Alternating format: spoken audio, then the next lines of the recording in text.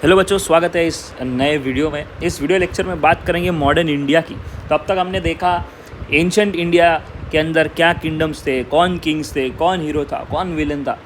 Then अपन ने किया part 2 उसका, जिसमें पहला दिल्ली सल्तनत कवर किया, दूसरी सारे अपन ने बहुत सारे किंगडम्स को कवर किए। फिर हम आगे बढ़े, हम देखे मिडिवियल इंडिया की हिस्ट्री। मिडिवियल इंडिया के अंदर बहुत सारे किंगडम्स, किंग्स वगैरह के बारे में जाना, हीरो, विलन्स, बैटल्स, बहुत कुछ डिस्कस किया। एंड अब आता है लास्ट पार्ट, जो कि है मॉडर्न इंडिया। मॉडर्न इंडिया के अंदर भी हम 2 पार्ट्स कवर कर सकते थे, बट मैंने सोचा कि एक ही वीडियो में कवर कर देते। तो इसी वीडियो में थोड़ा लंबा जाएगा ये वीडियो, एंड तक बने रहिए, पूरा जर्नी देखेंगे। Europeans, Britishers, freedom struggles, everything इस सिंगल वीडियो में कवर करने की कोशिश करेंगे। थोड़ा लेंदी, थोड़ा हैवी वीडियो रहेगा, बट एंड तक बने रहोगे तो मज़ा आएगा। स्टोरी टेलिंग के वे में कनेक्ट करो, इवेंट्स को याद रखो और हीरोज़ को याद रखो, बाकी अपने आप सब कुछ हो जाएगा। क्योंकि MCQ टाइप एग्ज़ाम्स होने वाला है, तो अपने को बहुत ज़्यादा डिटेल्स याद रखने की ज़रूरत नहीं है। खाली स्टोरी पता होनी चाहिए, हीरो विलन के नाम पता होने चाहिए, and we are good to go. तो चलिए शुरू करते हैं। पहला ये एडवेंट ऑफ यूरोपियंस, और यूरोपियंस में जो सबसे पहले लोग आए वो है Portuguese, the first one to come to India. अब पोर्चुगीज़ में भी सबसे पहला कौन आया? तो आया Vasco da Gama. Vasco da Gama आया। वास्को डी गामा कहाँ आया? पोर्ट ऑफ कैलिकट में आया इन 1498। इस टाइम पे कौन राज कर रहा था? तो राज कर रहा था king Zamorin, which was a Hindu ruler. अब आगे जाके इसने अपनी एस्टेब्लिशमेंट सेटल की इन पोर्चुगीज़ों ने दमन में, सेल्सेट में, चौल में, बॉम्बे में, एंड देन संथोम में। संथोम कहाँ आया? तो मैड्रास के पास आया। मैड्रास मतलब कि आज का टाइम का चेन्नई। और लास्ट में हुगली में। इतने जगह पे इन्होंने अपना सेटलमेंट्स एस्टेब्लिश किया धीरे धीरे। दूसरे जो आते हैं पीछे पीछे वो डच ने अपनी कंपनी बनाई, जिसका नाम रखा डच ईस्ट इंडिया कंपनी। अब ध्यान देने वाली बात क्या है, ये लोग ना, ये जितने यूरोपियन कंट्रीज़ आए थे, ये लोग ना राज करने के फिरात में आए ही नहीं थे। ये लोग आए ही थे कि भाई अपन ट्रेडिंग करने जाएंगे, अपन जाएंगे इंडिया के जो भी वहाँ के राजा है उनसे ट्रेड डील करने, जिससे कि सस्ते दाम पे अपन चीज़ों को ले पाए।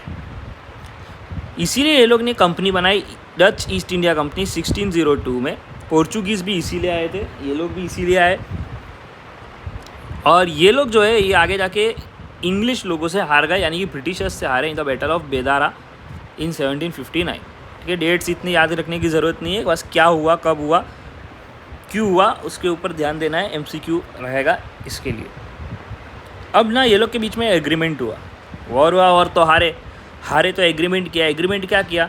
डच लोगों को ना जगह तो मिली। कहाँ की जगह मिली? Control over Indonesia. इंडोनेशिया का पार्ट उनको सौंप दिया गया। ब्रिटिशर ने बोले ठीक है भाई, रखो, ये रखो। और ब्रिटिश को सामने क्या मिला? ब्रिटिश को, क्योंकि ये जीते थे, ऑब्वियसली इनके फेवर्स में ही टर्म्स हो गए।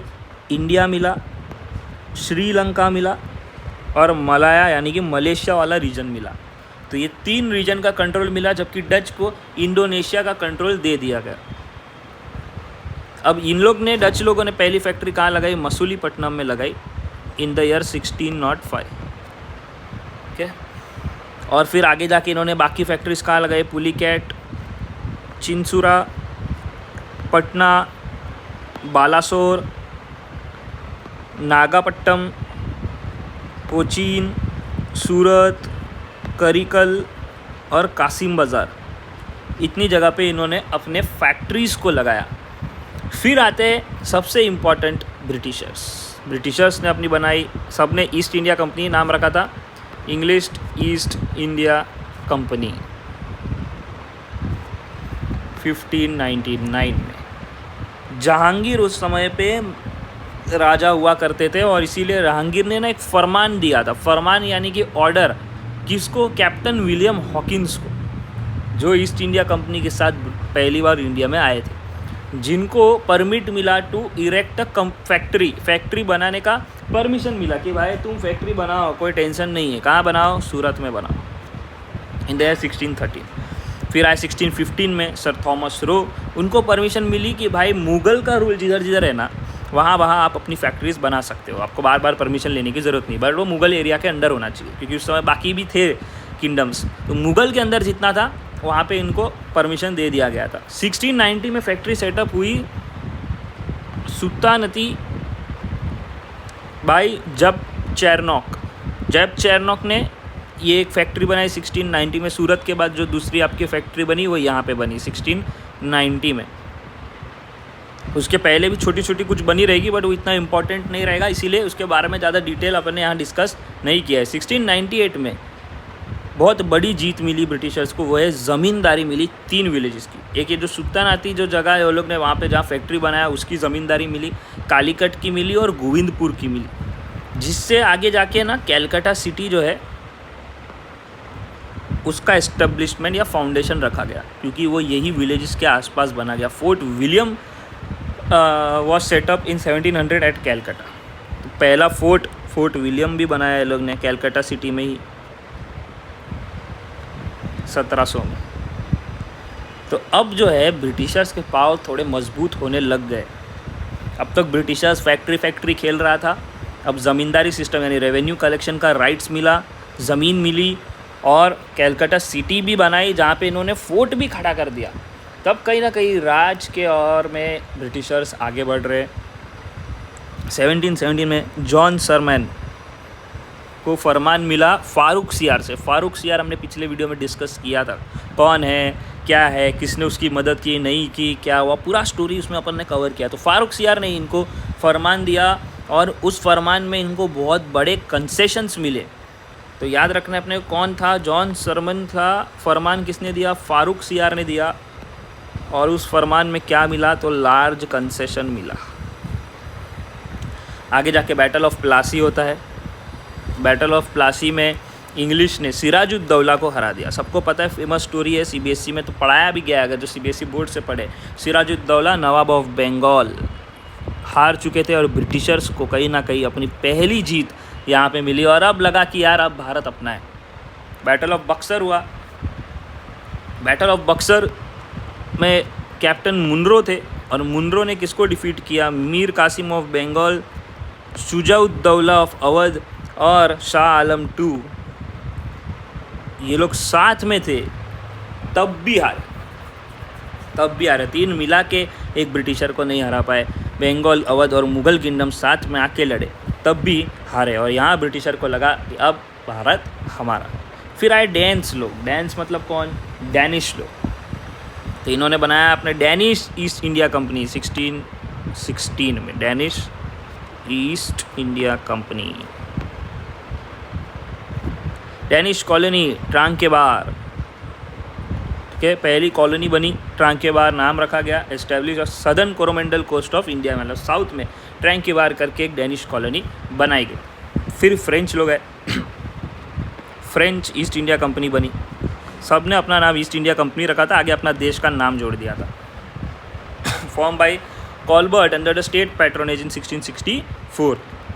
पहली फ्रेंच फैक्ट्री भी सूरत में बनी। तो अपने को देखने में आ रहा है कि यहाँ से सूरत जो है बहुत ही इंपॉर्टेंट प्लेस नज़र आ रहा है, क्योंकि जो भी आ रहा है सबसे पहला फैक्ट्री सूरत में लगा रहा है। किसने बनाया, फ्रांसोइस कैरन इन 1668 में। फैक्ट्री बाद में मसूलीपट्टनम में बनाया, तो मसूलीपट्टनम भी दूसरी बार मेंशन किया गया। तो मसूलीपट्टनम भी एक इम्पॉर्टेंट प्लेस निकल गया, क्योंकि कपड़ा का ये 2 मार्केट और Surat was a important port, Masulipatnam भी इम्पॉर्टेंट पोर्ट थे और ऊपर से वहाँ ट्रेड बहुत ज़्यादा होता था, इसीलिए ज़्यादातर फैक्ट्रीज यहीं सेटअप की जा रही थी। 1669 में, अगले ही साल में, ब्रिटिशर ने इनको भी हरा दिया। बैटल ऑफ वंडीवॉश में ये लोग हारे 1760 में।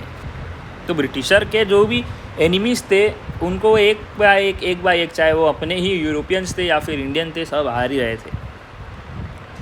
अब ब्रिटिशर बंगाल को अपने अंडर ले लेता है। बंगाल के अंदर रहता है तो वो गवर्नर जनरल्स अपॉइंट करता है कि एज अ ब्रिटिशर्स हम लोग बंगाल पे राज करेंगे। बंगाल का हमारा किंगडम हो गया है, अब यहाँ पे कोई नवाब ववाब नहीं है। तो जो भी हेड होता था, जैसा आज अपने कंट्री का हेड कौन होता है, प्राइम मिनिस्टर, कहीं पे कुछ कंट्रीज़ में प्रेसिडेंट, तो वैसे ही ये लोग गवर्नर जनरल्स भेजते थे जिनका वो हेड होते थे उस पर्टिकुलर रीजन के।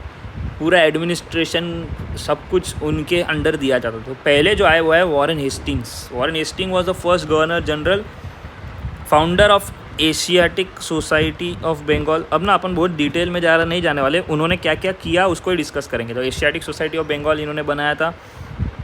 फिर दीवानी और फौजदारी अदालत यानी कि कोर्ट सेटअप किया था, रेवेन्यू कोर्ट और सिविल कोर्ट। रोहिला वॉर लड़े थे इनके अंडर ही। फर्स्ट एंग्लो मराठा वॉर भी इनके अंडर ही हुआ था। तो इतना कुछ वॉरेन हेस्टिंग्स के अंडर हुआ। फिर आते हैं लॉर्ड कॉर्नवालिस। कॉर्नवालिस ने क्या किया, परमानेंट सेटलमेंट सिस्टम, ठीक है, परमानेंट सेटलमेंट चालू करवाया। कहाँ पे, 2 जगह पे, एक बंगाल में और एक बिहार में। अब इनको फादर ऑफ सिविल सर्विस भी बोला जाता है। क्यों? क्योंकि इन्होंने ही सिविल सर्विस वाला कॉन्सेप्ट लाया। रेवेन्यू एडमिनिस्ट्रेशन सेपरेट और जुडिशियल एडमिनिस्ट्रेशन सेपरेट होगा, ये इन्होंने ही फैसला लिया। फिर आए sir John Shore. John Shore के अंदर क्या हुआ, बैटल ऑफ खारदा हुआ, जिसमें ब्रिटिशर नहीं लड़े थे। लड़ा कौन था, निज़ाम और मराठा लड़े थे। फिर आता है लॉर्ड वेल्सली। लॉर्ड वेल्सली ने क्या इंट्रोड्यूस किया, सब्सिडियरी अलायंस का इंट्रोडक्शन किया। मतलब कि इन्होंने कुछ किंगडम्स के साथ टाई अप कर लिया। अब ये किंगडम्स में कौन कौन आ रहे थे, निज़ाम ऑफ हैदराबाद, मैसूर, तंजौर, अवध, पेशवास, भोसलेज और सिंधिया, ये सब लोग सब्सिडियरी अलायंस के पार्ट हो गए थे। उसके बाद 1802 ट्रीटी ऑफ बसीन यानी कि आज के टाइम का वसई, ये ट्रीटी भी लॉर्ड वेल्सली के टाइम पे हुआ था। और सेकेंड मराठा वॉर भी इसी टाइम पे या इनके ही कार्यकाल में हुआ था। फिर आते हैं Lord Minto one. Lord Minto one जो है, उन्होंने ट्रीटी ऑफ अमृतसर की। ट्रीटी ऑफ अमृतसर की किसके साथ, महाराजा रंजीत सिंह के साथ। महाराजा रंजीत सिंह के साथ treaty of Amritsar. Charter act 1813 इनके टाइम में पास हुआ था। आगे आते हैं Lord Hastings. Lord Hastings governor बनते हैं 1813 में, 1813 में। और फिर इनके अंडर जो सबसे इम्पोर्टेंट चीज़ हुई वही रायतवारी सिस्टम, 1820 में रायतवारी सिस्टम। लेकिन ये रायतवारी सिस्टम का रिकमेंडेशन किसने दिया था, थॉमस मुनरो ने दिया था। बट इम्प्लीमेंट इनके टाइम में हुई थी, ठीक है, इन्होंने इम्प्लीमेंट नहीं की थी, इनके टाइम में हुई थी। इम्प्लीमेंटेशन हुआ था थॉमस मुनरो के टाइम। थॉमस मुनरो का प्लान था, उन्होंने ही सब कुछ इम्प्लीमेंटेशन कराया। बट उस टाइम पे गवर्नर जनरल जो थे लॉर्ड हेस्टिंग्स थे। अब ये लॉर्ड हेस्टिंग्स जो है ना, ये आखिरी गवर्नर जनरल बने बंगाल के, कि इसके बाद भारत का गवर्नर जनरल आता था। मतलब अब ब्रिटिशर ने इंडिया पे कब्जा कर लिया था, अब वो इंडिया को रूल कर रहे थे, ना कि सिर्फ बंगाल को। तो उनके गवर्नर जनरल्स इंडिया के आए। तो पहले जो आए वो थे Lord William Bentinck. Lord William Bentinck ने सबसे पहला क्या किया, सती को प्रोहिबिट कर दिया, elimination of thugs, female infanticide को सप्रेस किया, चाइल्ड सेक्रीफाइस को बंद करवाया, और इंग्लिश को मीडियम ऑफ हायर एजुकेशन घोषित कर दिया कि भाई हायर एजुकेशन अगर चाहिए तो इंग्लिश में ही पढ़ना पड़ेगा और कोई मीडियम नहीं होगा। तो इंग्लिश लैंग्वेज को मीडियम ऑफ हायर एजुकेशन बनाया गया। फिर आए लॉर्ड हार्डिंग। लॉर्ड हार्डिंग ने सबसे पहले इनके अंडर क्या हुआ, एंग्लो सिख वॉर हो गई, ठीक है, एंग्लो सिख वॉर हुई, ट्रीटी ऑफ लाहौर हुई। इंग्लिश एजुकेटेड पर्सन को ना इन्होंने प्रेफरेंस दिया अपने कामकाज में, मतलब एम्प्लॉयमेंट में जो लोग इंग्लिश पढ़े हुए थे खाली उन्हीं को प्रेफरेंस दे रहे थे। फिर आते लॉर्ड डेलाउजी। लॉर्ड डेलाउजी लाए doctrine of lapse. Doctrine of lapse, doctrine of lapse क्या होता है, तो अगर सपोज़ कि आपके लीगल हायर कोई नहीं होते, ठीक है, लड़का लड़की भी नहीं, लड़का ही होना चाहिए लीगल हायर, और आप मर जाते हो तो जाके आपका किंगडम उसको चलाने देगा। अगर आपको लड़की होती है या फिर आपका कोई बच्चा ही नहीं होता है, तो अगर राजा मर गया तो डायरेक्टली पूरा का पूरा किंगडम ब्रिटिशर्स के अंडर चला जाएगा। ये था डॉक्ट्रिन ऑफ लैप्स। और इसी का यूज़ करते हुए उन्होंने सातारा को हड़प लिया, जयपुर को हड़प लिया, संबलपुर को हड़प लिया, उदयपुर को हड़प लिया, झांसी को हड़प लिया, नागपुर को हड़प लिया, और फिर अवध को भी हड़प लिया। अवध में तो इन्होंने ऐसा रीज़न दिया, बोला कि डॉक्ट्रिन ऑफ लैप्स तो नहीं, बट आप ना बराबर चला नहीं पा रहे हो अपने स्टेट को, तो हमको ऐसा लग रहा है कि तुम इनकेपेबल है, तो हट जाओ, हम लोग चलाएंगे। इस अकाउंट पे कब्जा कर लिया। लॉर्ड डलहौजी के ही दौरान फर्स्ट रेलवे लाइन बनी between Bombay to Thane. Telegraph line सबसे पहली बनी, ठीक है, टेलीग्राफ लाइन बनी, रेलवे लाइन बनी, telegraph line between Calcutta and Agra, और फिर पोस्टल रिफॉर्म्स हुए, पोस्ट ऑफिस के रिलेटेड काफ़ी कुछ कामकाज हुआ। विडो री मैरिज एक्ट इन्होंने लाया कि भाई ये पहले एक्चुअली अपने इंडिया में विधवा लोग शादी नहीं कर पाते थे, इन्होंने वो एक्ट ही ला दिया कि लीगली कर सकते हो, कौन रोकेगा, जाओ करो। किसके कहने पे? खुद को दिमाग नहीं आता है करने के लिए। अपने इंडियन थे ईश्वर चंद्र विद्यासागर, इन्होंने ये चीज़ इनको बताई एंड देन इनको लगा कि हाँ सही बात है, होना चाहिए, और इन्होंने लागू की। पब्लिक वर्क डिपार्टमेंट इन्होंने बनवाया, ठीक है, डलहौजी ने। ग्रैंड ट्रंक रोड डलहौजी ने बनवाया। हार्बर ऑफ कराची इन्होंने बनवाया। बॉम्बे का भी हार्बर इन्होंने बनवाया और कलकत्ता का भी हार्बर इन्होंने बनवाया। तो ये थे कुछ काम इनके अंडर। और लास्ट में एक और काम था, होता engineering college. Engineering college at Roorkee, ये इन्होंने बनाया। और फिर शिमला को समर कैपिटल बनाया कि भाई वैसे तो दिल्ली में रहेंगे, लेकिन जब तो समर रहेगा ना तो शिमला अपना कैपिटल बन जाएगा, वहीं से कामकाज करेंगे। फिर आते हैं वॉइस रॉय, मतलब अब गवर्नर जनरल का पोस्ट हटा के वाइस रॉय का पोस्ट लाया जाता है। तो लॉर्ड कैनिंग जो है वो लास्ट गवर्नर और पहले वाइस रॉय बनते हैं। मतलब पहले तो as a governor general appoint होते हैं, बट फिर वो पोस्ट चेंज हो जाती है, तो लास्ट गवर्नर और फर्स्ट वाइस रॉय उनको बोला जाता है।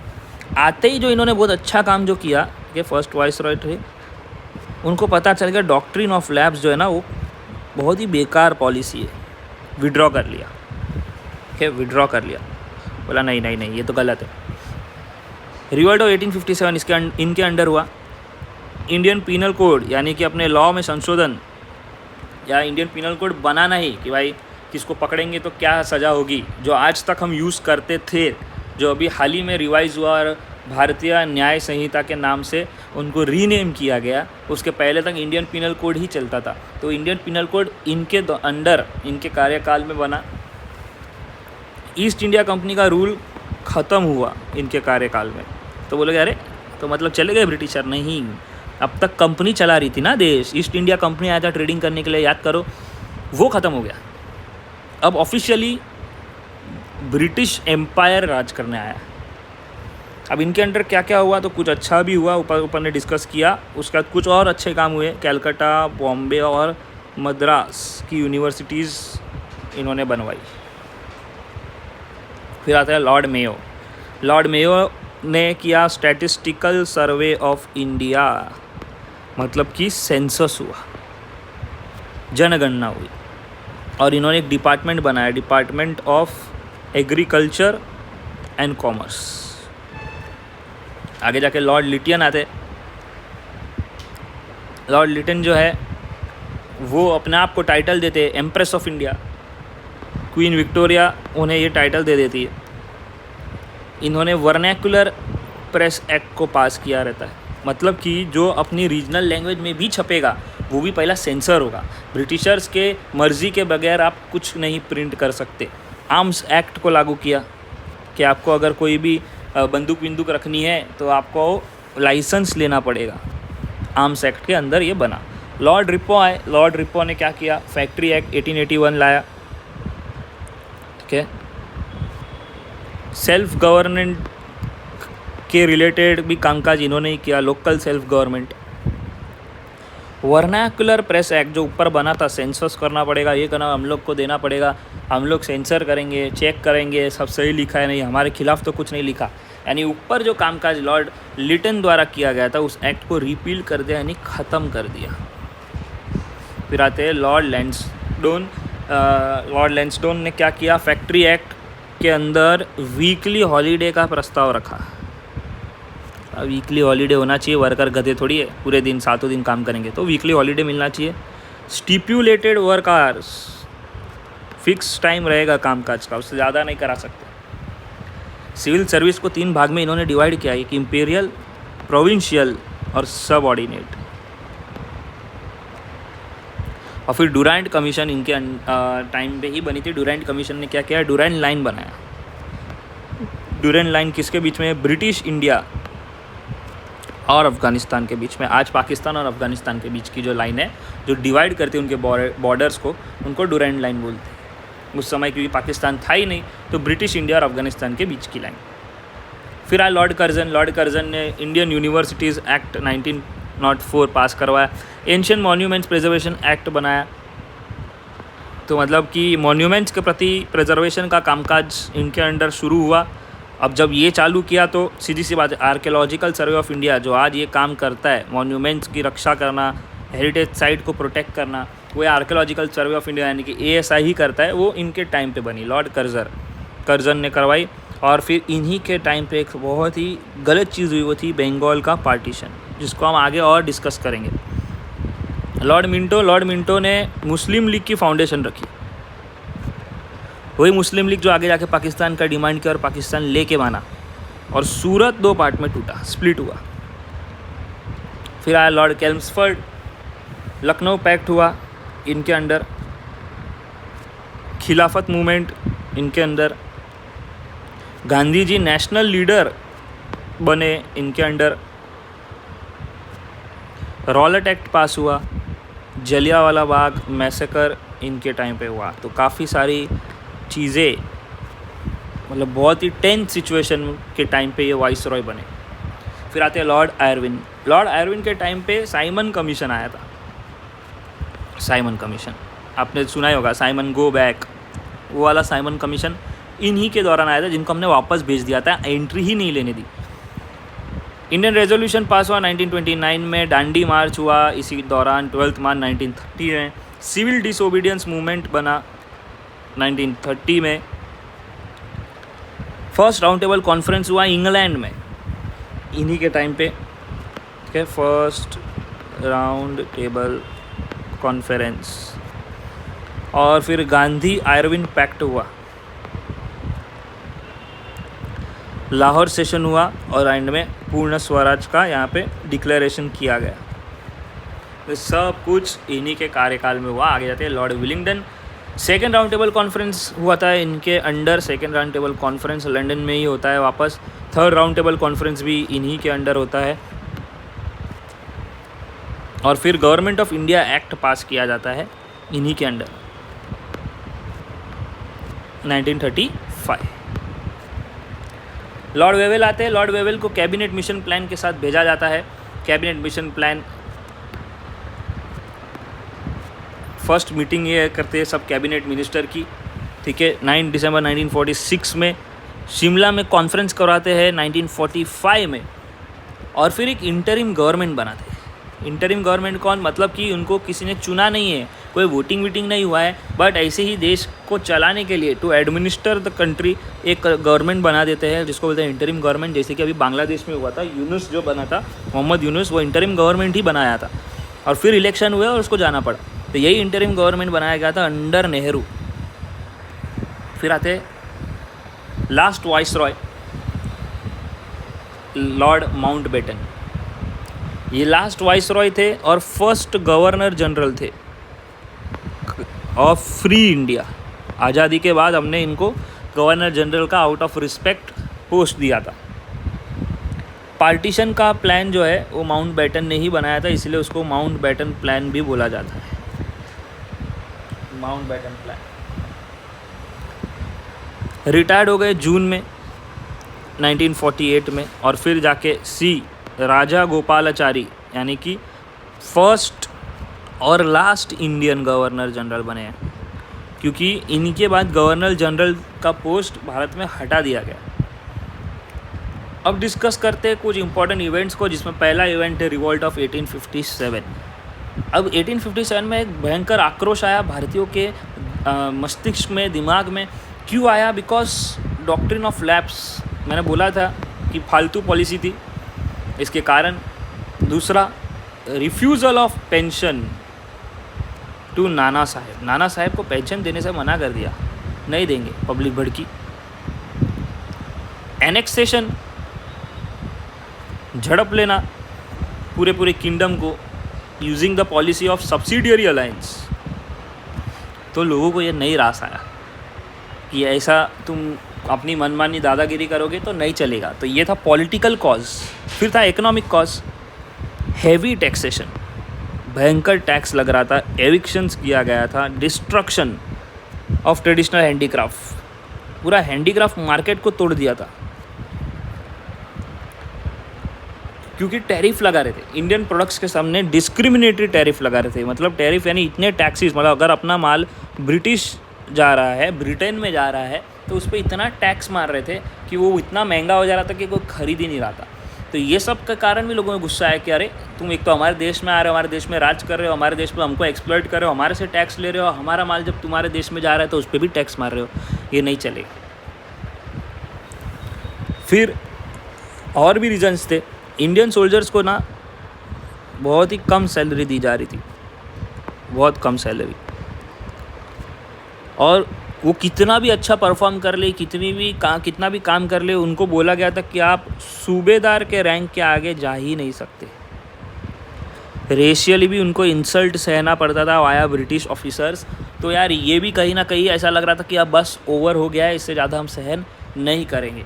इसके बाद एक और चीज़ जो थी वो और गुस्सा दिलाने वाली थी, वो थी एनफील्ड राइफ़ल।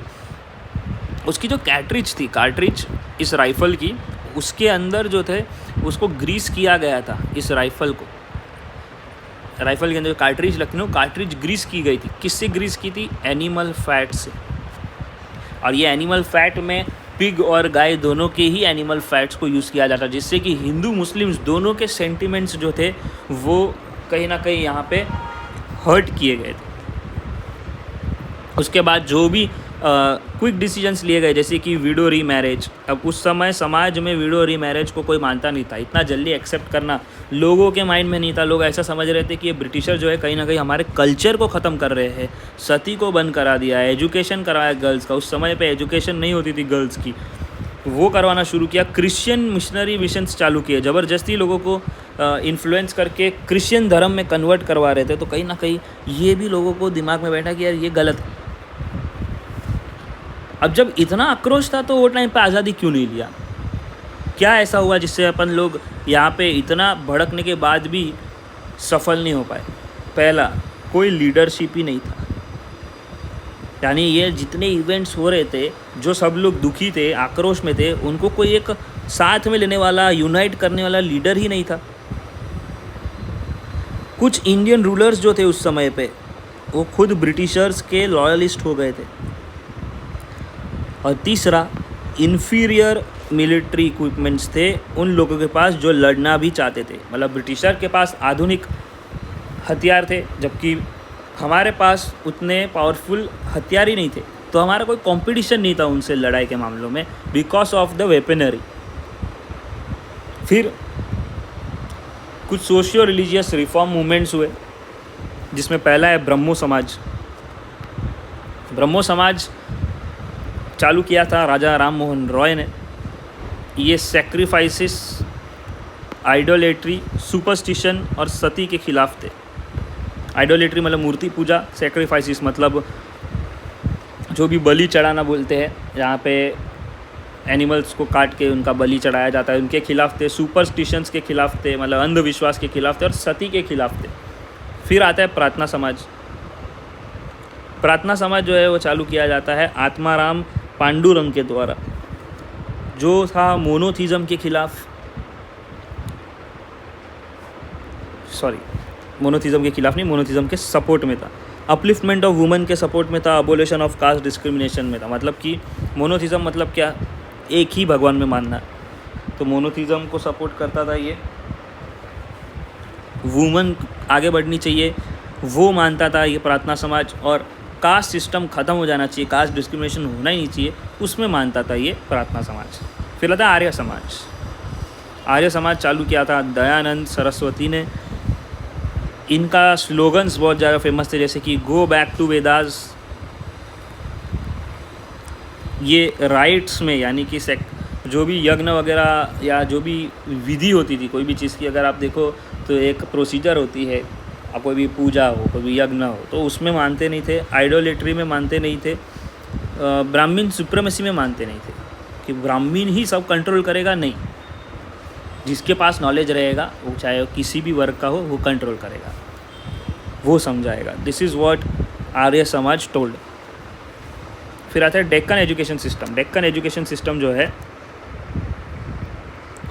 वो सेटअप किया गया था 3 लोगों के द्वारा, एम.जी. रनाडे, जी.जी. आगरकर और वी.जी. चिपलंकर।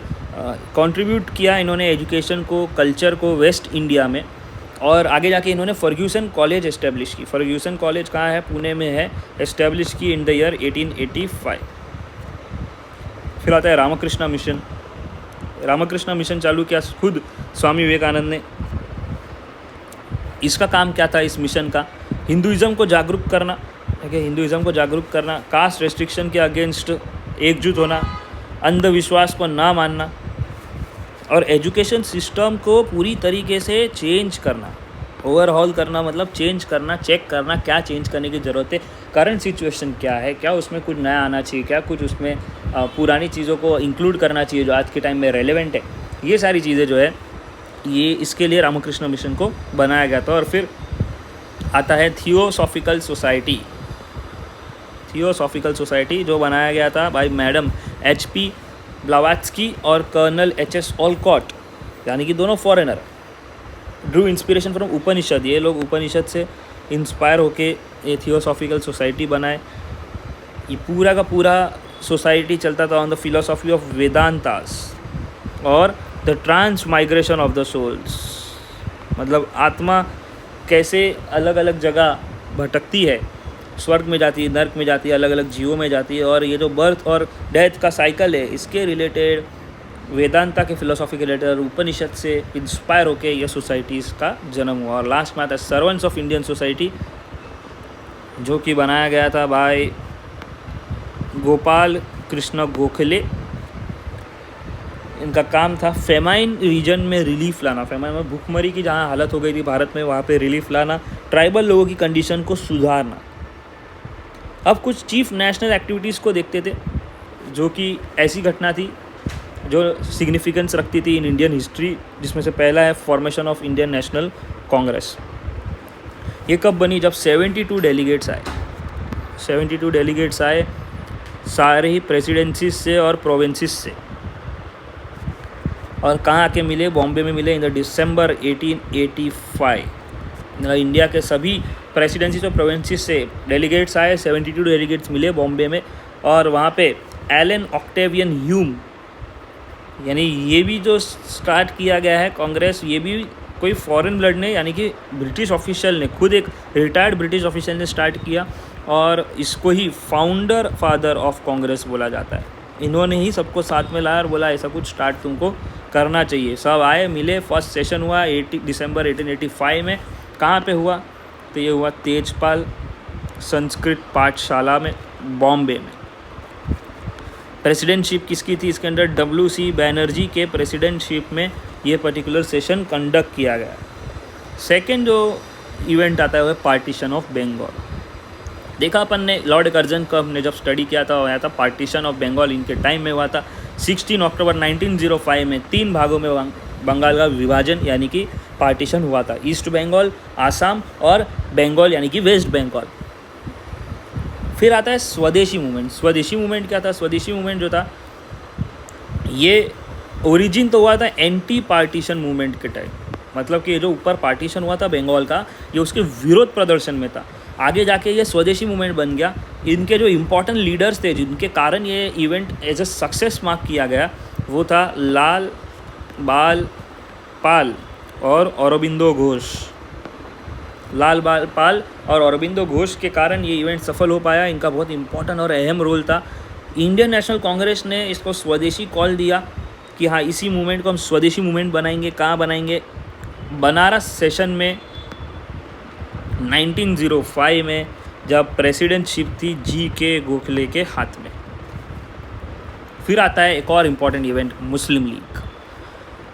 मुस्लिम लीग सेटअप किया था आगा खान ने, नवाब सलीमुल्लाह ऑफ ढाका ने, ढाका यानी कि आज बांग्लादेश का जो कैपिटल है वो, और नवाब मोहसिन उल मुल्क ने, कि ये तीनों ने मिलकर मुस्लिम लीग की स्थापना की 1906 में। और ब्रिटिशर का सपोर्ट में ये लोग थे। पार्टीशन ऑफ बंगाल को इन्होंने सपोर्ट किया था, ठीक है। पहले से ही ये लोग अलग ही चल रहे थे फ्रॉम दी कांग्रेस, सपोर्ट किया और स्वदेशी मूवमेंट का अपोज किया। एक तरफ देश स्वदेशी मूवमेंट के सपोर्ट में खड़ा था, ये लोग उनके विरोध में खड़े थे और ब्रिटिशर्स के साथ पार्टीशन ऑफ बंगाल को सपोर्ट किया। इनका डिमांड था हमको सेपरेट इलेक्टोरेट मिलना चाहिए, मुस्लिम्स लोग को अलग इलेक्टोरेट मिलना चाहिए, मुस्लिम के लिए मुस्लिम ही जीत के आना चाहिए और स्पेशल सेफगार्ड्स यानी स्पेशल राइट्स मिलने चाहिए मुस्लिम्स को। ये था मुस्लिम लीग का डिमांड। फिर आया होम रूल मूवमेंट, स्टार्ट किया गया बाय बाल गंगाधर तिलक 1916 के अप्रैल में एट पूना। इनके साथ आई एनी बेसेंट, फिर एक foreigner NS Subramania Iyer at Adyar, जो कि मद्रास के पास है इन 1916। तो बाल गंगाधर तिलक ने पूना में चालू किया, एनी बेसेंट और सुब्रमण्य अय्यर ने मद्रास के यानी अद्यार के पास स्टार्ट किया 1916 में, तो अप्रैल और फिर ये सितंबर में। सेल्फ गवर्नमेंट चाहते थे, होम रूल का मतलब था कि हम हमारे इंडिया को खुद रन करेंगे, लेकिन रहेंगे ब्रिटिश एम्पायर के अंडर ही, आपका इन्फ्लुएंस नहीं चलेगा, आपको होमेज देंगे, ठीक है, आपको रिस्पेक्ट मिल जाएगा, बट हमारा कंट्री तो हम ही राज करेंगे, आप लोग बैठ के राज नहीं करोगे। और फिर तिलक ने बाल गंगाधर तिलक जो थे उन्होंने स्लोगन्स दिए, सबसे फेमस था Swaraj is my birth right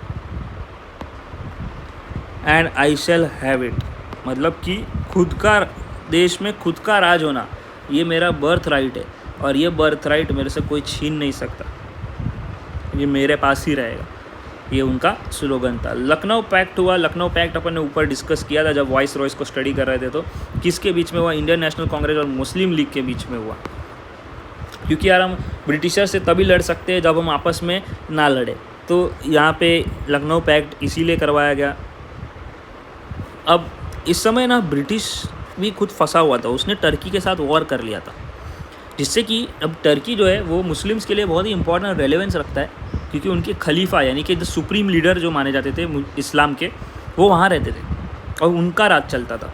और ब्रिटेन ने जब टर्की के साथ वॉर किया ना, और जब टर्की उसमें हारना शुरू किया और देखा कि ब्रिटिशर जो है ना वो बहुत ही ख़राब व्यवहार कर रहे हैं with the Turks, with the खलीफा, और खलीफा मरते भी है आगे जाके उनके, जो अपन आगे देखेंगे, जिससे कि मुस्लिम्स जो है उनको ब्रिटिशर्स के ख़िलाफ़ बहुत ही गुस्सा था और इसीलिए यहाँ पे दोनों आते और दोनों ही, क्योंकि बोलते भाई देख अपना दुश्मन ब्रिटिशर, तुम्हारा दुश्मन भी अब ब्रिटिशर, साथ में आते और डिमांड किया डोमिनियन स्टेटस का।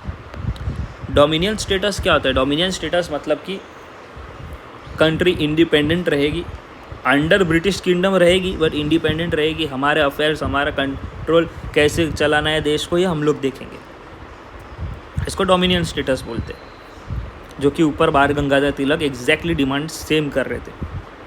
फिर अगस्त डिक्लेरेशन होता है, लखनऊ पैक्ट के बाद ब्रिटिश जो है वो बोलती है कि हम जो है भारत के साथ अच्छा एसोसिएशन करना चाहती है, ठीक है, अच्छे संबंध रखना चाहती है इंडियंस के साथ हर ब्रांच में, administration for progressive realisation of responsible government in India as a integral part of British empire, और इसी को अगस्त डिक्लेरेशन के तौर पे देखा जाता है, जो कि एक पॉजिटिव आउटकम था कि ब्रिटिशर का भारत के प्रति थोड़ा सा नरम भावना रखना। और फिर आता है रॉलेट एक्ट। रॉलेट एक्ट क्या है? जहाँ गवर्नमेंट को खुली छूट दी गई थी कि किसी को भी उठाओ, ठीक है, किसी को भी उठाओ, अरेस्ट करो, जेल में डाल दो, शक के बुनियाद पे, कोई जेल का ट्रायल नहीं होगा, कोई कोर्ट के पास नहीं जाएगा, कोई उसको सफाई देने का मौका नहीं मिलेगा। बस ब्रिटिशर को लगा कि नहीं नहीं ये आदमी कुछ तो गड़बड़ कर रहा है, उठा लिया बिना सबूत के, बिना कोई कोर्ट ट्रायल के, और सीधा जेल में डाल दिया। इस पर्टिकुलर लॉ से गवर्नमेंट के पास राइट ऑफ हेबिस कॉर्पस को सस्पेंड करने का भी पावर आ गया था। ये बेसिक राइट्स थे जो ब्रिटिशर्स ऑफर करते थे, ये बेसिक राइट्स भी छीनने का पावर इस पर्टिकुलर लॉ से आ गया। इस एक्ट के खिलाफ रॉलेट सत्याग्रह का स्टार्ट हुआ और ये पहला कंट्री वाइड एजिटेशन था, मतलब पूरा देश साथ में था और जिसको लीड कर रहे थे गांधी जी। और फिर होता है जलियांवाला बाग मैसेकर। ये मैसेकर क्यों होता है? तो यहाँ पे 2 लोग का अरेस्ट होता है, डॉक्टर किचलू और डॉक्टर सत्यपाल। अब ये जो प्लेस है ना, ये बहुत इम्पोर्टेंस रखता है। अमृतसर का जो जगह है वहाँ पे हिंदूज़ एंड मुस्लिम्स दोनों साथ में थे और दोनों साथ में आपस में मिलजुल कर बहुत ही प्यार से रहते थे। ब्रिटिशर का ये पूरा सोचा समझा साजिश था कि यार हम इनके लीडर्स को ही अरेस्ट कर लेंगे, जिससे ये भड़केंगे, फिर मिसगाइड करेंगे और फिर हमें बहाना मिल जाएगा इन पे गोली चलाने का, तो इनको मार देंगे, जिससे कि वापस से इनको पता चले कि कभी भी ब्रिटिशर्स को अंडर एस्टिमेट नहीं करना है। ऐसा पनिशमेंट देंगे कि इनका पूरा जनरेशन याद रखेगा। तो ये पूरा प्लान्ड मैसेकर था, इसीलिए सबसे पहले 2 लोग को उठाया गया, डॉक्टर किचलू को, डॉक्टर सत्यपाल को। जनरल ओ डायर ने फायरिंग की जलियांवाला बाग में, गेट बंद कर दिया ताकि कोई भाग ना पाए। कुछ लोग जान बचाने के लिए कुएं वगैरह में भी गए और बहुत लोग मरे। आज के टाइम पे भी आप अगर वहाँ जाओ तो आपको गोलियों के निशान नज़र आएंगे। रविंद्रनाथ टैगोर ने इसी चीज़ का विरोध करते हुए अपना नाइटहुड वापस दे दिया। नाइटहुड मतलब कि आज जैसा पद्मश्री पद्म भूषण अपने को मिलता है देश के अंदर, भारत रत्न मिलता है, ये जो है ये अवार्ड्स है to our citizens, to the important persons in our country, जो लोग अच्छा कंट्रीब्यूट करते हैं, जिनके लाइफ के वजह से कुछ ना कुछ कंट्रीब्यूशन की वजह से या कुछ ना कुछ इन्वेंशन या पॉलिसीज़ के वजह से इंडिया को फ़ायदा हुआ है, उनको ये दिया जाता है। तो वैसे ही ब्रिटिशर्स भी अपना हाईएस्ट सिविलियन अवार्ड देते थे, जिसको नाइटहुड बोला जाता था, उसको वापस कर दिया। और फिर आगे जाके अपने को सबको पता है, विकी कौशल की मूवी सरदार उद्धम, वो अगर आप नहीं देखे तो देखो। सरदार उद्धम जो है, उन्होंने जनरल डायर को लंदन में जाके कैक्सटन हॉल में मारा टू कंप्लीट द रिवेंज। फिर आता है खिलाफत मूवमेंट, जिसको अपन ने ऊपर ही डिस्कस किया। मुस्लिम लोग एजिटेट हो गए थे ट्रीटमेंट से कि भाई ऐसा कौन करता है, हमारे रिलीजियस लीडर है वो। तो फर्स्ट वर्ल्ड वॉर के बाद उन्होंने देखा यार ये बराबर नहीं हो रहा है, हमारे साथ ट्रीटमेंट परफेक्ट नहीं हो रहा है। तो 2 ब्रदर्स मोहम्मद अली, शौकत अली, ये लोग ये मूवमेंट को स्टार्ट करते हैं। आगे जाके कांग्रेस और खिलाफत लीडर्स साथ में मिलके इस मूवमेंट को बड़ा करते हैं। और फिर नॉन कोऑपरेशन मूवमेंट आता है। कांग्रेस ने रेजोल्यूशन पास करते कैलकाटा सेशन में 1920 सितंबर में कि हम नॉन कोऑपरेशन मूवमेंट का स्टार्ट करते हैं। पहला मास बेस्ड पॉलिटिकल मूवमेंट था, जहाँ पे कंट्री वाइड लोगों ने पार्टिसिपेट किया था और ये गांधी जी के अंडर किया गया था। रिज़ाइन किए लोगों ने, ठीक है, ऑफिस से, ब्रिटिश ऑफिस के अंदर, लोकल बॉडीज़ के पोस्ट के अंदर। बहुत लोग ने गवर्नमेंट दरबार में जाने से मना कर दिया, गवर्नमेंट दरबार नहीं जाएंगे। ब्रिटिश कोर्ट को बॉयकॉट किया लॉयर ने कि हम जाओ केस लड़ने भी नहीं जाएंगे। Refusal of general public to offer themselves for military, मतलब लोग मिलिट्री में जाने से मना कर दिए। ब्रिटिशर को बोले लड़ना है खुद लड़ लो, हम लोग नहीं आएंगे। और गवर्नमेंट जॉब्स को भी बॉयकॉट कर दिया, नहीं लेना है तो तुम्हारा इधर काम ही नहीं करना है। और फॉरेन गुड्स को तो कंप्लीट बॉयकॉट कर दिया, तुम्हारा माल भी नहीं खरीदेंगे। मतलब टोटल तरीके से इनका बहिष्कार करना was the power of this movement. Non cooperation, किसी भी तरीके से ब्रिटिशर के साथ कोऑपरेट ही नहीं करेंगे, कंटाल के उनको हमें आज़ादी देनी पड़ेगी। फिर होता है चौरी चौरा इंसिडेंट। कांग्रेस का सेशन होता है इलाहाबाद में 1921 में, और वो डिसाइड करते हैं कि सिविल डिसओबीडियंस मूवमेंट बनाएंगे, मतलब कि ब्रिटिशर्स के सारे रूल को डिसओबे करो, डिसओबीडियंस मूवमेंट। और गांधी जी को नेता बनाया जाता है फॉर दिस मूवमेंट कि आप रहोगे लीडर। सिविल डिसओबीडियंस मूवमेंट का लॉन्च करने से पहले ही चौरी चौरा में पुलिस के साथ झड़प हो जाती है कुछ लोगों की, और उस झड़प में लोगों ने 22 पुलिस वाले को जला दिया 5 फरवरी 1922। गांधी जी को ये नहीं अच्छा लगा कि गांधी जी जो थे वो नॉन कोऑपरेशन वाले, अहिंसा वाले पॉइंट ऑफ व्यू से जीतना चाहते थे, बिना लड़े बिना झगड़े जीतना चाहते थे। बट क्योंकि ये इंसिडेंट बहुत ही ज़्यादा वायलेंट था और इसीलिए उनको ऐसा लगा कि नहीं भाई ये गलत हुआ, और इसीलिए उन्होंने नॉन कोऑपरेशन मूवमेंट को बंद कर दिया। जो ऊपर शुरू हुआ था नॉन कोऑपरेशन मूवमेंट, इसको बंद कर दिया और ना ही सिविल डिसोबीडियंस मूवमेंट को लॉन्च किया। तो ये जो चीज़ थी ये काफ़ी डिबेटेबल भी रहती है कि क्या ये सही किया था गांधी जी ने, क्या ये गलत किया था, बट अपना मुद्दा सीईटी का है तो उसको डिस्कस नहीं करेंगे। फिर आती स्वराज पार्टी। स्वराज पार्टी को बनाते मोतीलाल नेहरू। मोतीलाल नेहरू कौन? जवाहरलाल नेहरू के पापा CR दास और NC केलकर बनाते हैं, जिनका डिमांड है nationalist should and the boycott of legislative council. मतलब कि यार लेजिस्लेटिव काउंसिल के लिए जाना चाहिए। लेजिस्लेटिव काउंसिल क्या था सर? ब्रिटिश गवर्नमेंट ने अपने अंडर एक गवर्नमेंट बनाई थी इंडियंस की, कि भाई तुम लोग हमको एडमिनिस्ट्रेशन करने में हेल्प करो, तुम लोग भी नेता बन जाओ, चलो आ जाओ। तो वहाँ पे पहले कांग्रेस नहीं जाना चाहती थी, नेशनलिस्ट लीडर्स मना कर रहे थे कि नहीं नहीं नहीं, अपन नहीं, ये ब्रिटिशर्स के सामने झुकने जैसा हुआ, ये हुआ वो हुआ। बट ये स्वराज पार्टी बनी और उन्होंने बोला कि लड़ना चाहिए उनके साथ, उनके सिस्टम में घुसेंगे तो वी कुड डू समथिंग, और इसलिए ये पार्टी बनी। फिर आया साइमन कमीशन, जिसके बारे में हमने ऊपर डिस्कस किया। जॉन साइमन जो थे वो साइमन कमीशन के हेड थे, कॉन्स्टिट्यूट किया था उन्होंने साइमन कमीशन को। इनका काम था पॉलिटिकल सिचुएशन का रिव्यू करना कि अभी क्या हालत चालू है इंडिया में, सब बराबर, सब ठीक, और रिफॉर्म्स करना, फर्दर रिफॉर्म्स लाना, पार्लियामेंट्री डेमोक्रेसी को इनेक्ट करना। लेकिन इंडियन लीडर को भरोसा नहीं था इन पे। क्यों भरोसा नहीं था? क्योंकि इस पूरे कमीशन में एक भी इंडियन नहीं था। तो इंडियंस को इंडियन के अलावा और कौन समझ सकता है? गोरे लोग थोड़ी समझेंगे। और इसीलिए ये लोग खड़े हो गए और जैसे ही उनका जहाज आ रहा था, साइमन गो बैक के नारे ज़ोर ज़ोर से लगने लग गए और सही में हमने उतरने नहीं दिया, जिसके कारण ब्रिटिशर बहुत चिड़ा तो उन्होंने ब्रूटल रिप्रेशन यानी बहुत परेशान किया। लाहौर में लाला लाजपत राय को बहुत मारा, सीवियरली बीटन, लाठी चार्ज कर दिया, और फिर एंड में इतना टॉर्चर किया रहेगा, इतना मारा रहेगा कि उनकी मौत हो गई। फिर आता है नेहरू रिपोर्ट। साइमन कमीशन को बॉयकॉट किया, सारी political parties I under the chairmanship of Motilal Nehru, यानी कि ये जवाहरलाल नेहरू के पप्पा की बात चालू है, नेहरू रिपोर्ट, और तेज बहादुर सप्रू।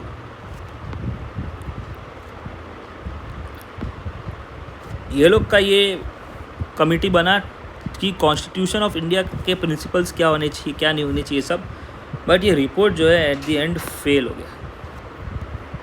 फिर लाहौर सेशन होता है 1929 में under the presidentship of Jawaharlal Nehru, और लाहौर सेशन में पूर्ण स्वराज की घोषणा होती कि भाई अब हमको आधा पूरा डोमिनियन फॉमिनियन कुछ नहीं चाहिए, कंप्लीट इंडिपेंडेंस चाहिए। ट्राई कलर को पहली बार फ्लैग किया गया ऑन द 31 दिसंबर 1929, और 26 जनवरी को एक डेट रखी गई 1930 को कि इस दिन हम इंडिपेंडेंट हो जाएंगे, पहला इंडिपेंडेंस डे बनाएंगे। और इसीलिए आगे चल के जब हम रिपब्लिक डे बनाना चाहते थे, तो क्योंकि कॉन्स्टिट्यूशन तो पहले ही बन गया था, खाली ये डेट याद रहे 26 जनवरी 1930 कि इस दिन हमको फर्स्ट इंडिपेंडेंस डे बनाना था, हमारा संकल्प था, इसीलिए 26 जनवरी को ही रिपब्लिक डे चूज़ किया गया और उसी दिन को कॉन्स्टिट्यूशन को अमेंड किया गया।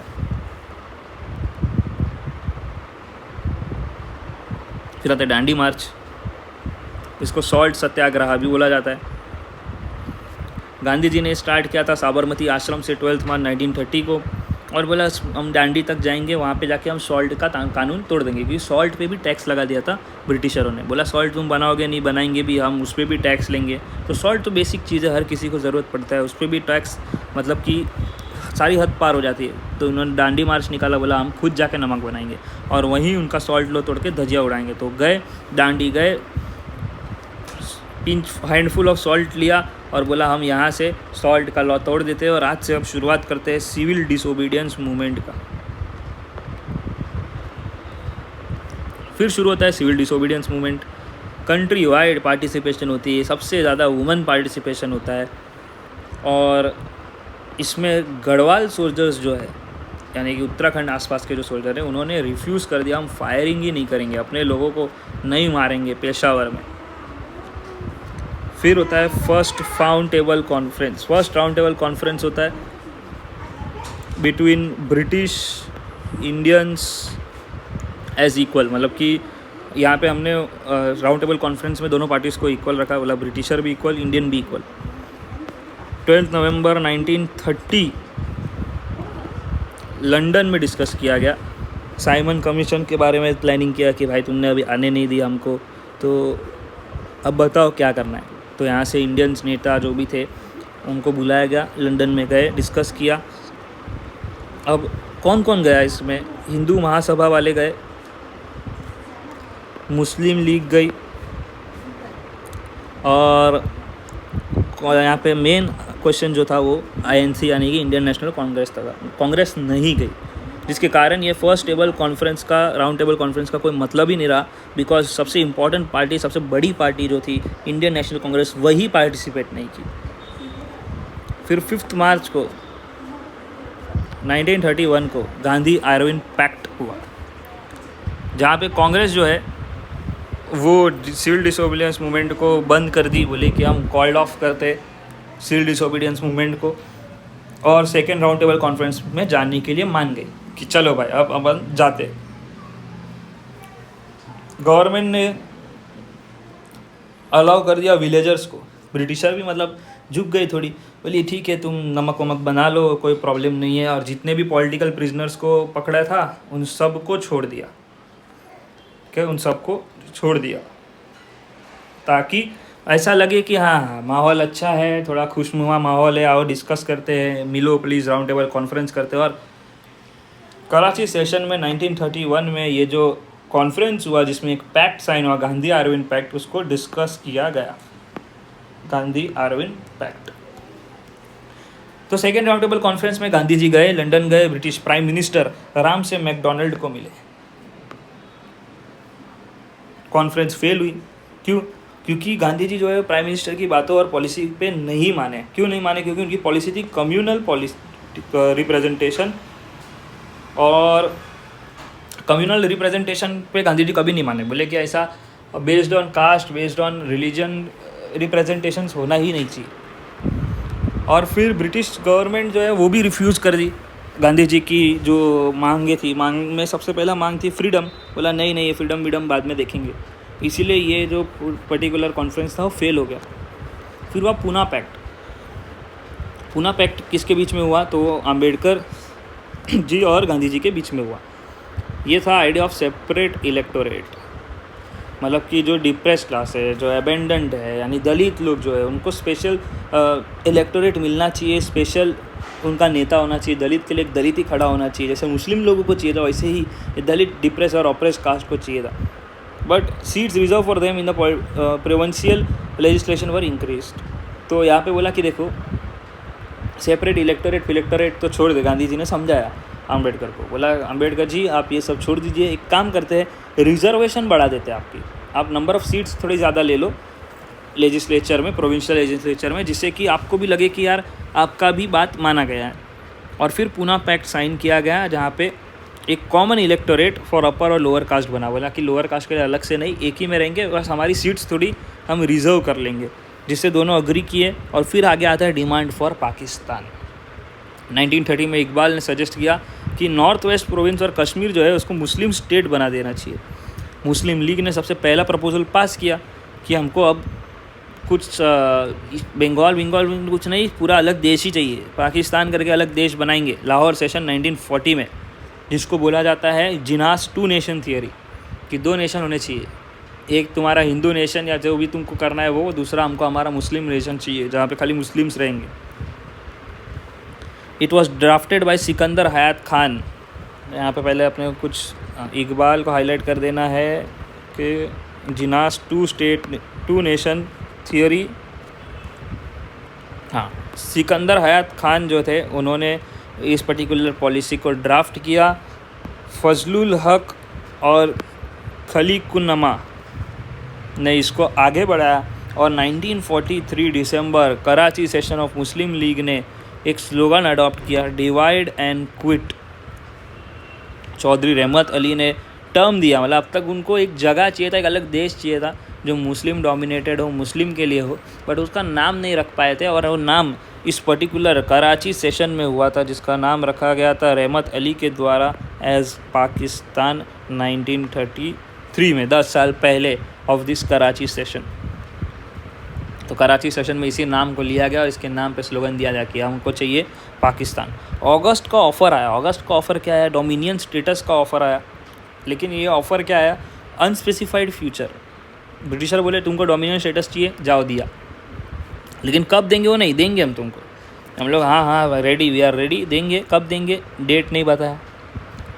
बोला अभी के लिए वॉर चल रही है, हम लोग फर्स्ट वर्ल्ड वॉर, हम लोग सेकेंड वर्ल्ड वॉर लड़ रहे हैं, प्लीज़ हमको वर्ल्ड वॉर में हेल्प कर दो, आप लोग हेल्प करो, हम लोग पीछे है। बोला अरे यार ऐसा कैसा, हम लोग हेल्प कर दे। तो बोले बदले में तुमको दे रहे हैं ना डोमिनियन स्टेटस। तो अपन बोले कब दे रहे हो? बोले वो देंगे, वो भी डिसाइड नहीं किया है। तो हम लोग ने ये जो है इंडियन नेशनल कांग्रेस ने रिजेक्ट कर दिया। बोला नहीं नहीं, तुम्हारे पे भरोसा नहीं, तुम लोग बहुत ही दगाबाज लोग हो, कभी हाँ बोलते हो कभी ना बोलते हो, तो हम लोग तुमको नहीं, तुम्हारा बात नहीं मानेंगे, पहले हमको डेट दो तो हम लोग कुछ करेंगे। लेकिन मुस्लिम लीग है वो इसको एक्सेप्ट कर लिया। बोला ठीक है डोमिनियन स्टेटस, यस हम तुमको सहयोग करेंगे। फिर हुआ क्रिप्स मिशन। क्रिप्स मिशन थे जहाँ पे सर स्ट्रैफोर्ड क्रिप्स को भेजा ही गया था कि जाओ यार, ये इंडियन लीडर जो है, इंडियन नेशनल कांग्रेस हो गए, उसके बाद मुस्लिम लीग के नेता हो गए, इनके साथ थोड़े अपने संबंध अच्छे करो, थोड़ा अच्छा रिलेशंस इस्टेब्लिश करो। और वो आके जैसी बातचीत किए, बोले कि देखो सेकेंड वर्ल्ड वॉर जो है, हमको लड़ने के लिए आपका सहयोग चाहिए, कोऑपरेशन चाहिए। हम लोग अभी थोड़े वीक हो चुके हैं, हम लोग का उधर लड़ाई करने का रहता है, तुम तभी इधर से बार बार मूवमेंट निकालोगे तो यार हम लोग परेशान हो जाएंगे, इधर संभाले कि उधर वॉर संभाले। तो यार ये वॉर के टाइम पे खाली कोऑपरेट करो ना हमारे साथ, बदले में हम तुमको क्या देंगे? हम तुमको डोमिनियन स्टेटस देंगे। तो ऊपर जो बात हुई ये ऑगस्ट ऑफ़र, उसी को थोड़ा और अच्छे से एक आदमी को ही भेज दिया गया बात करने के लिए कि यार तू देख यार, सबसे बातचीत कर, मनवा लोगों को। कांग्रेस रिजेक्ट की। गांधी जी ने तो ये तक बोल दिया कि ये जो है ना, ये एक पोस्ट डेटेड चेक है, वो भी कैसी बैंक का? ऐसी बैंक का जो खुद ख़त्म हो चुकी है। Post dated cheque on a crashing bank. और फिर 1942 का रिवोल्ट होता है, क्विट इंडिया मूवमेंट होता है। ये रिवोल्ट जो है उसको वर्धा प्रपोजल भी बोला जाता है, और ये लीडरलेस रिवोल्ट है, मतलब इसका कोई लीडर नहीं है। ये जैसे अब तक अपन देख रहे थे कि non cooperation movement, civil disobedience movement में Gandhi ji was the leader, इस रिवोल्ट का कोई लीडर नहीं है। रेजोल्यूशन पास हुआ 8 अगस्त 1942 को बॉम्बे में, और गांधी जी ने स्लोगन्स दिए, डू और डाई, करो या मरो। अभी आखिरी मौका है अपने पास, करना ही पड़ेगा, करो या मरो। 8 अगस्त 1942 बॉम्बे में। 1 अगस्त को कांग्रेस जो है वो बैन हो जाती है, मतलब कि ये रिवोल्ट जो है थोड़ा ज़्यादा ही भड़क जाता है, ब्रिटिशर्स डर जाते हैं और इसीलिए कांग्रेस को ही बैन कर देते। कांग्रेस बैन हो जाती है, लीडर्स को अरेस्ट कर लिया जाता है, जितने लीडर्स है सबको अरेस्ट कर दिया जाता है। गांधी जी को भी अरेस्ट करके आगा खान पैलेस में रखा जाता है पुणे में, मतलब जेल में ना रख के इनको यहाँ बंद कर दिया जाता है। लोग और भड़के मूवमेंट बड़ा हुआ, लेकिन एट द एंड गवर्नमेंट सफल रही इस मूवमेंट को क्रश करने में, दबाने में। और फिर आता है last part of the important event, that is Indian National Army. Subhas Chandra Bose जो है वो ब्रिटिशर्स के अंडर हाउस अरेस्ट में होते हैं, मतलब अपने घर में कैद होते हैं, लेकिन तो भी वो किसी भी तरह बच के भाग के पहुँचते कहाँ है? बर्लिन जर्मनी में 1941 में, और वहाँ पे इंडियन लीग बनाते। सुभाष चंद्र बोस पहले से क्लियर थे कि ये नॉन वायलेंस से हम लोग कब जीतेंगे नहीं पता, लड़ के इनको मारेंगे तो पहले भाग जाएंगे ब्रिटिशर। तो इनको पता था हमें अपनी आर्मी खड़ा करनी है, और आर्मी खड़ी करने के लिए ये चले जाते बर्लिन जर्मनी। अब जर्मनी ही क्यों जाते? क्योंकि जर्मनी उस समय ब्रिटिशर्स का एनिमी था इन द वर्ल्ड वॉर, इसीलिए उनको लगा कि भाई तेरा भी दुश्मन, मेरा भी दुश्मन, दुश्मन का दुश्मन दोस्त, तो चलो दोस्ती कर लेते हैं और हमको हेल्प करो। तो वहाँ चले गए, जुलाई में गए 1943 में, और उन्होंने इंडियन नेशनल आर्मी को सिंगापुर में ज्वाइन किया। यानी कि इंडियन नेशनल आर्मी जो थी पहले से बनी हुई थी, उसका नेतृत्व कर रहे थे रास बिहारी बोस। तो वो सिंगापुर जाते सुभाष चंद्र बोस, और वहाँ पे जाके रास बिहारी बोस जो है वो अब इस पर्टिकुलर इंडियन नेशनल आर्मी की लीडरशिप सुभाष चंद्र बोस के हाथ में दे देते। अब सुभाष चंद्र बोस जो है वो आगे जाके 3 ब्रिगेड्स को तैयार करते, 3 फाइटिंग ब्रिगेड्स। पहले का नाम रखते हैं गांधी, दूसरे का नाम रखते हैं आज़ाद, तीसरे का नाम रखते हैं नेहरू। तो गांधी जी, चंद्रशेखर आज़ाद और जवाहरलाल नेहरू के नाम पे 3 ब्रिगेड का नाम रखे। तो इससे आपको पता चलता है कि सुभाष चंद्र बोस ना खिलाफ नहीं थे, कांग्रेस के नेताओं के विरुद्ध नहीं थे, आइडियोलॉजी अलग थी। उनको ऐसा था कि यार ये चीज़ करके हमें आज़ादी नहीं मिलेगी तो हमें लड़के आज़ादी लेनी पड़ेगी।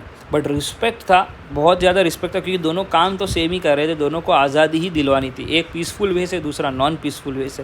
और इसीलिए टू जस्ट ऑनर देम ये 3 ब्रिगेड्स के नाम भी देखो गांधी, आज़ाद और नेहरू रखे गए। एक स्पेशल एक्सक्लूसिव वुमेन फोर्स बनाई गई जिसका नाम रखा गया Rani of Jhansi brigade, Rani of Jhansi brigade. और INA का जो हेडक्वार्टर था वो 2 जगह पे था, एक रंगून में यानी कि म्यांमार में उस समय जिसको बोला जाता था बर्मा, और एक सिंगापुर में। तो यहाँ पे पूरा मॉडर्न इंडिया का इम्पोर्टेंट पार्ट्स, लोग, हीरो, विलन, लड़ाई सब कुछ ख़त्म हो जाता है। आई होप आपको वीडियो पसंद आया हो। कुछ भी सजेशन एक्स्ट्रा हो जो आपको लगता है कि इससे आपको और मज़ा आएगा पढ़ने में, तो वो ज़रूर से नीचे कमेंट में दें। बाकी अगर एफर्ट्स पसंद आ रहे हो तो वीडियो को लाइक, चैनल को सब्सक्राइब और लोगों को वीडियो शेयर ज़रूर करें। और टेलीग्राम चैनल की लिंक नीचे डिस्क्रिप्शन में दी है, उसको ज्वाइन करके टेलीग्राम चैनल पे आए, बिकॉज टेलीग्राम चैनल पे ही ये सारे नोट्स इधर आप देख रहे हो मैं हाईलाइट कर रहा हूँ। क्यों हाईलाइट कर रहा हूँ? जिससे कि एक वीडियो में अटेंशन भी रहे, और जब ये नोट्स आपको शेयर किया जाए तो आपको पता है कि एग्जैक्टली इतने बड़े पैच ऑफ नोट्स में से आपको क्या इंपॉर्टेंट चीज़ें रीड करनी है, याद रखनी है। तो मिलते हैं नेक्स्ट वीडियो में, तब तक के लिए bye bye and take care.